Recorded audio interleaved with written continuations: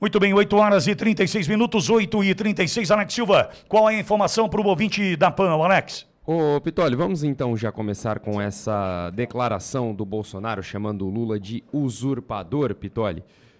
No caso, o presidente Jair Bolsonaro, Pitoli, ele se queixou da decisão do recém-eleito presidente Luiz Inácio Lula da Silva de participar da Conferência Climática da Organização das Nações Unidas, a ONU, que acontece no Egito, Pitoli. Vai ser a 27ª Conferência das Nações Unidas para o Clima, a COP27. Em um tom de desabafo, o presidente criticou essa postura do Lula, Pitoli, e foi testemunhado por algumas pessoas que estavam ali por perto e depois reportado pelo Josias de Souza, o colunista do UOL, Pitoli. O Bolsonaro chamou o Lula de usurpador e o acusou de vestir a faixa presidencial antes da hora. E ainda disse o seguinte: ainda sou o presidente, P3 pontinhos, para não também o pessoal aí já subentender. Deve ter sido pô, alguma coisa do tipo, né? Foi isso. Tá certo. Disse ele na ocasião. É que em carioquês, porra, é vírgula. Pois é, Pitoli. E ele, no caso, o Lula deve comparecer à conferência na segunda semana. Ele foi convidado pelo presidente egípcio, o Abdel Fattah al-Sisi, um dia após a sua vitória no último dia 30 de outubro, Pitoli. O senador do PT da Bahia e presidente da Comissão de Meio Ambiente do Senado, Jacques Wagner, também deve participar dessa cúpula climática da ONU entre os dias 10 e 12 de novembro, Pitoli. Então essas as informações divulgadas pelo portal do Yahoo e também reportadas pelo Josias de Souza, colunista do UOL. Bom, Olavo, primeiro tá chegando rapidinho ali, 888 mil, tá subindo rapidinho, né, Alex? Como é que tá ali? 887, já passamos de 890, viu, Pitoli? Vai chegar ali em 888 mil já. Bora, então, enquanto isso, só definir usurpador, porque eu me lembro daquela novela do SBT, a usurpadora, né? Usurpadora é aquele que se apodera por violência ou meios injustos daquilo que não lhe pertence ou a que não tem direito. Entendo dessa forma, Olavo Pellegrina Júnior, que o presidente Bolsonaro usou o termo correto. Vamos lá. Pelo menos muitas das coisas que acontecem, amigo ouvinte, tem uma característica chamada questão subjacente, né? Existe a primeira leitura, existe aquilo que aparece, aquilo que é estampado para os nossos olhos lerem, né? Contudo, existe aquilo que está por trás, né? Uma coisa é o que se fala e a intenção verdadeira às vezes não aparece. Lula não vai de bicão, não vai para o evento sem ser convidado. Convidado foi por quê? Bolsonaro, em 2019, falou assim: suspende o fundo da Amazônia. O que é esse fundo da Amazônia? Alguns países se uniram e falaram assim: vamos mandar uma grana para preservar a Amazônia. Só lembrando, né, que tinha mais queimada na época do Lula do que na época do Bolsonaro, né? Pois bem, e esses países começaram a enviar, a Noruega, a França, enfim. Não pensa que o Macron foi o primeirão lá a cumprimentar o Lula porque é bonzinho. Não. Você vai entender aonde eu quero chegar, perdão. Então, o Fundo da Amazônia foi criado para mandar uma grana. O Fundo da Amazônia é uma nascente, ao meu ver, o início de um plano de internacionalização da Amazônia. Olavo, 30 segundos só para a gente voltar para o rádio. Perdão, internacionalização da Amazônia. Quando o Bolsonaro fecha e fala não quero esse fundo, ele está proclamando o poder que o Brasil tem sobre o seu próprio território. E Lula não, Lula já falou que vai retomar o fundo da Amazônia. Os países já se uniram, a razão pela qual ele foi convidado, e Bolsonaro é colocado de lado. Por trás disso, a internacionalização da Amazônia. 8 horas e 40 minutos, a gente segue ouvindo Olavo, voltando para o rádio a partir de agora. 8 horas e 40 minutos, faltando 20 para as 9, você no rádio, o Alex trazendo a informação de que o presidente Bolsonaro chamou Lula de usurpador, com relação à ida do cidadão, o descondenado à COP27. Pois não, Alex Silva, antes, porém... Passamos de 888 mil, viu, Pitoli? Vamos embora para 889 mil inscritos em nosso canal do YouTube e passamos também de 10 mil likes. Obrigado, audiência Jovem Pan. Vamos embora, fritar nessa segunda-feira, vai dar tudo certo por aqui. Olavo, quiser seguir a tua análise, fica à vontade, Olavo. Acho que isso é bastante importante, que Lula nunca teve pudor em relação a preservar a integralidade do Estado brasileiro. Nunca. Principalmente a Amazônia. O que se planeja, a nascente do Fundo da Amazônia, vindo de outros países, é a busca da internacionalização. E Lula é a favor, entende que esse dinheiro deve ser recebido e deve ser aceito. Mas, a longo prazo, o que se busca é que se internacionalize parte do território brasileiro, entendendo que a Amazônia é pulmão do mundo. Vê se o Macron cuidou da floresta na França, queimou tudo lá. Perder parte da Amazônia faz o L.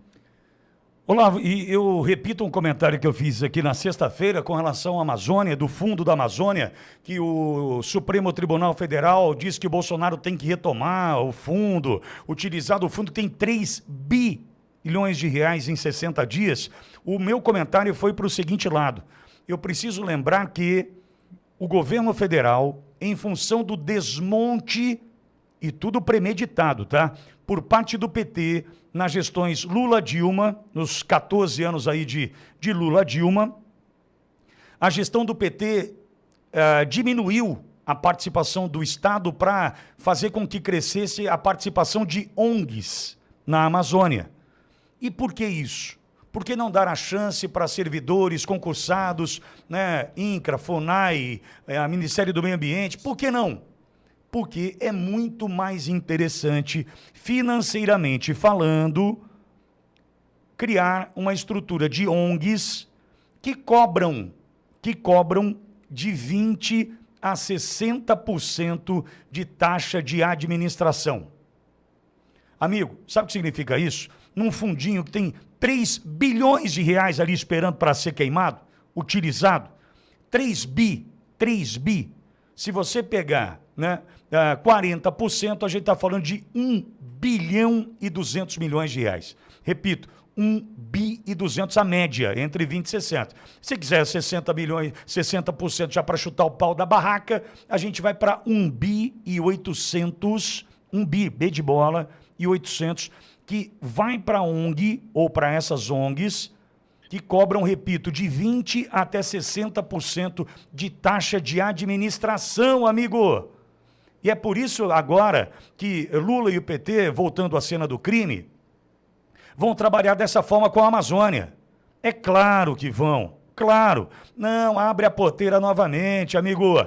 Deixa acontecer naturalmente, já diria aquele pagodinho, não é? Pois é, fique tranquilo, a gente vai, né, ver com bons olhos a volta do dinheiro estrangeiro, da Alemanha, da Noruega, da França, dinheiro que vem para cá e abastece essas ONGs. Aí eu te pergunto, você acha mesmo que esse dinheiro para por ali, até 60% de taxa de administração, ou retroalimenta o esquema cleptocrático do PT, que tem dinheiro para fazer campanha eleitoral, segundo Gilmar Mendes, até 2038. É por isso, amigo, vou deixar de ser neném. Vamos deixar de ser neném. O cara tá indo lá para a COP27 porque tá indo lá sorrir para todo mundo assim, ó. Voltamos ao esqueminha. Que esqueminha? O esqueminha das ONGs. Mas que esqueminha das ONGs? Do dinheiro que vocês mandam e a gente retroalimenta um sistema. Olavo, não é cuidar da Amazônia. Encheu meu bolso, Olavo. Exato, Pitoli. Só que eu vou um pouquinho, eu avanço um pouquinho, não avanço, mas amplio a discussão. Vamos ampliar essa discussão. Pitoli, quando as ONGs são colocadas para essa gestão dentro da Amazônia, e sabemos que essas ONGs são um fiasco, basta ver o que aconteceu lá com o assassinato daqueles ambientalistas, enfim, é um fiasco, não funciona. Mas o que acontece? Quando a ONG vai, imediatamente ela gera dinheiro para o PT. O resultado imediato, ela gera dinheiro para o PT, como você acabou de colocar de maneira muito correta. A médio prazo, o Estado brasileiro sai da Amazônia, pelo papel das ONGs, o Estado sai, as ONGs permanecem. Estou falando de uma crítica das nossas fronteiras. Não é uma invasão militar sobre a Amazônia, é um plano de internacionalização. No primeiro momento, o PT ganha dinheiro, mas ele não se importa se há um plano maior para essa internacionalização. O fato do tamanho do território brasileiro e da péssima gestão que aconteceu nos anos do PT permitem esse plano internacional. Nada me tira dos olhos que é encabeçado pela França, principalmente Macron, que é um hipócrita, que não cuida das suas florestas, mas vem meter o bedelho aqui no Brasil. Na gestão Bolsonaro ele foi escorraçado com todas as honras, mas agora o projeto volta à tona. O que o PT quer é dinheiro imediato. Lá na frente vão perder território? Para o PT, é um sonoro dane-se para o Brasil. Muito bem, 8 horas e 47 minutos. E por falar em Amazônia, por falar em COP27, dinheiro, né? O Lula que vai, dinheiro que vem para as ONGs, né? Enfim, Olavo, tem um outro ponto, que aliás o Alex está com dificuldade de encontrar informação, e é claro, eu vou justificar aqui. Esse consórcio de imprensa é tão canalha, esse consórcio de imprensa, é tão safado, mas também é tão previsível, que na quarta-feira, dia 2, atenção, hein, Alex, mais um destaque aí, ó. Na quarta-feira, dia 2, o brasileiro foi às ruas. Ali eu estive, aqui na 6ª CSM em Bauru, enfim. E o brasileiro mostrou que acordou, o gigante despertou no dia 2. No dia 2 ainda, e no dia 3, o consórcio de imprensa chamou os atos de atos antidemocráticos. Ok. Inclusive com comentarista dizendo que seria um absurdo levar o seu filho, o seu filho ainda criança, para participar das manifestações, que o Conselho Tutelar deveria agir, que o Ministério Público deveria intervir e tomar aquele filho daquele pai irresponsável que levou a sua criança para a manifestação. Canalhas. Canalhas. 1000 vezes canalhas. Para mim não vale nada. Cara que pensa assim, para mim não vale nada. A gente não anda da mesma calçada, inclusive. Mas vamos lá. Aí o que aconteceu? No final de semana, primeiro que os manifestantes não arredaram pé e mostraram o seguinte: nós queremos providências. Não adianta chamar de antidemocrático, porque o que a gente está fazendo está previsto na democracia, na Constituição. É um ato democrático. A Constituição prevê. Segundo ponto, não tem baderna, não tem desordem, não tem quebra-quebra, que tem são famílias nas ruas. E aí, luta contra isso? Não tem força, não é? Pois é. Aí no final de semana, quando o negócio toma corpo novamente, que o brasileiro conseguiu voltar às manifestações durante o sábado e o domingo, nitidamente, os veículos que compõem o consórcio de imprensa, com a massa falida da audiência, decidiu não noticiar. Coisas leves, sutis. Não vamos dar moral para esse povo, não. Não vamos dar moral, não. Fizeram isso. A ponto de, hoje pela manhã, por exemplo, uma rádio do Rio, que eu ouço todos os dias, começaram o seu comentário ali sobre capas de jornal, 5h30, 5h40 da manhã, e falar sobre política. O comentarista começa assim: pois é, Mário, eu estou muito preocupado.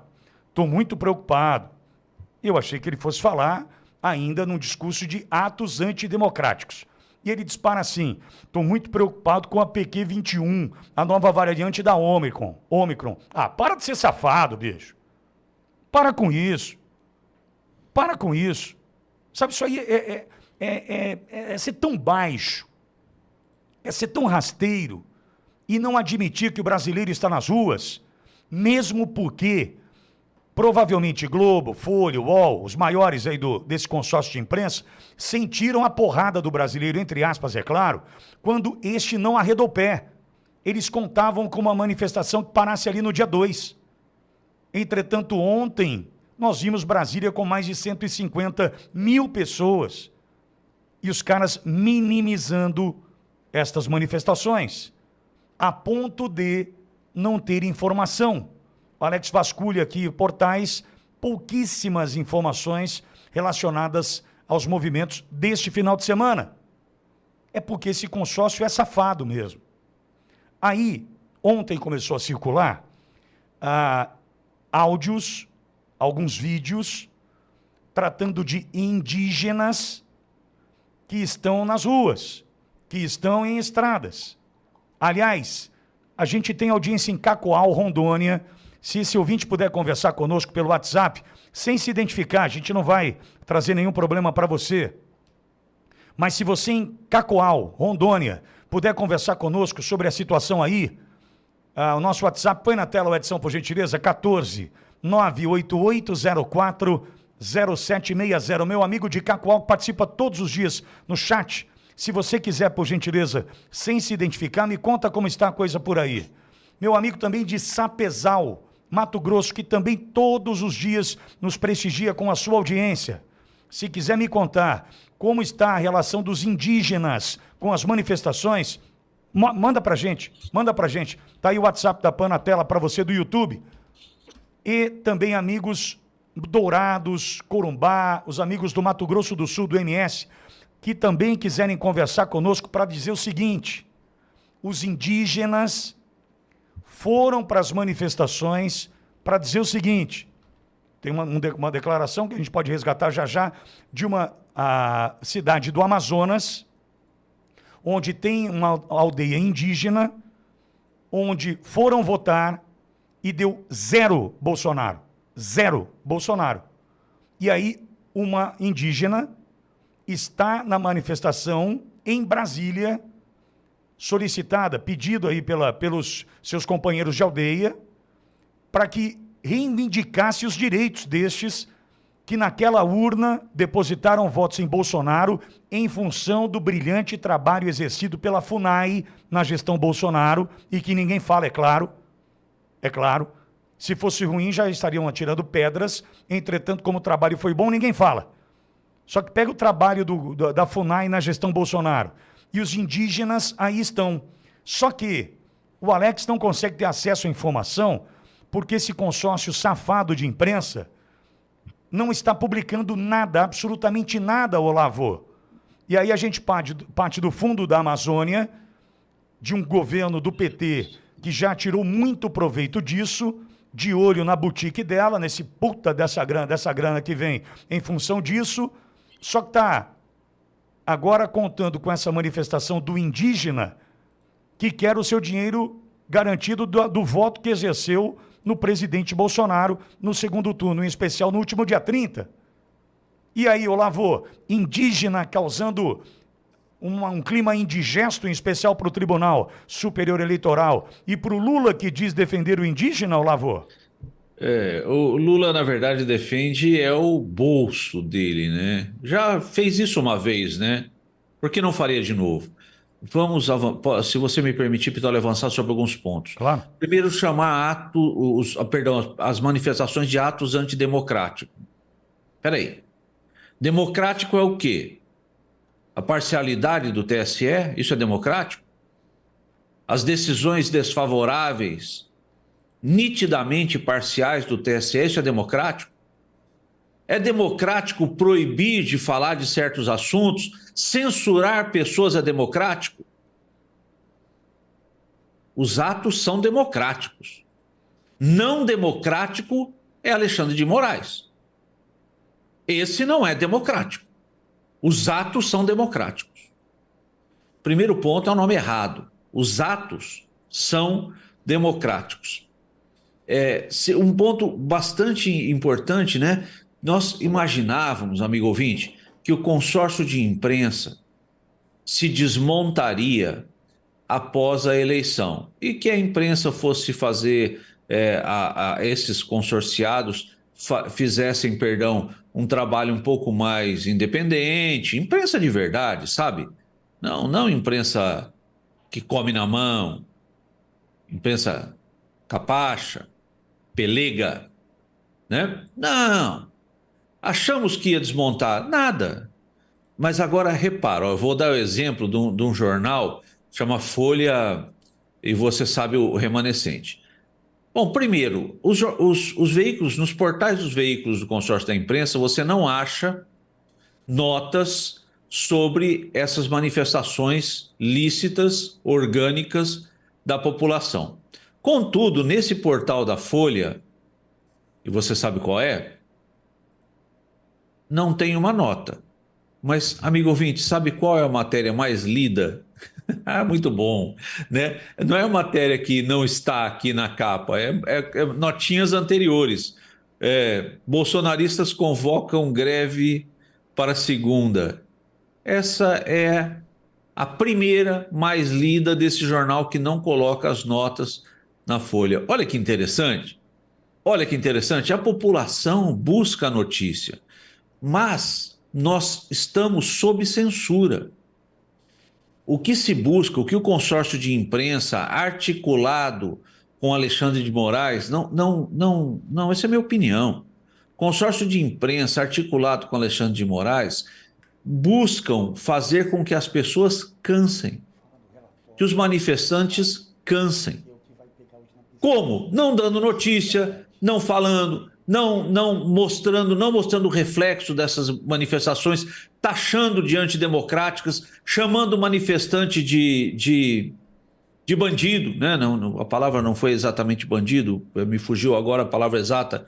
Agora, criminoso. Alexandre de Moraes hoje, criminoso, amigo ouvinte. Você que foi com a sua família em atos pacíficos de descontentamento, você que não é craqueiro, né? Você que não é bandido, você foi chamado de criminoso por Alexandre de Moraes. Esse consórcio de imprensa está ativo, a população não reflete essas chamadas dos portais, porque o que mais busca é notícia sobre esse ponto.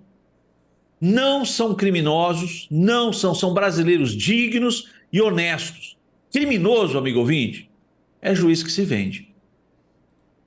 Muito bem, agora 8 horas mais 58 minutos, 8h58.